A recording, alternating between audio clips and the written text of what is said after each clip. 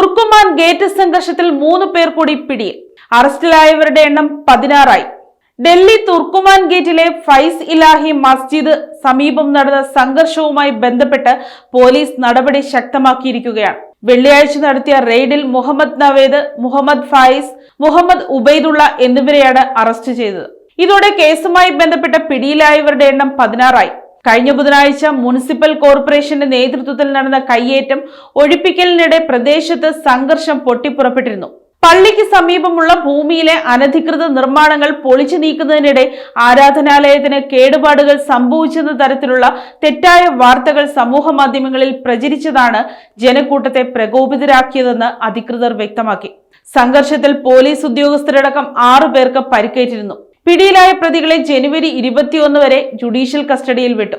ഭാരതീയ ന്യായ സംഹിത പ്രകാരം കലാപശ്രമം, ഔദ്യോഗിക കൃത്യനിർവഹണം തടസ്സപ്പെടുത്തൽ, വധശ്രമം തുടങ്ങിയ ഗുരുതര വകുപ്പുകളാണ് ഇവർക്കെതിരെ ചുമത്തിയിരിക്കുന്നത്. സംഭവത്തിൽ നേരിട്ട് പങ്കുണ്ടെന്ന് സംശയിക്കുന്ന 10ഓളം പേരെ കണ്ടെത്തുന്നതിനായി അന്വേഷണം ഊർജിതമാക്കിയതായും ഡൽഹി പോലീസ് വൃത്തങ്ങൾ അറിയിച്ചു. News desk Kottarakkara media.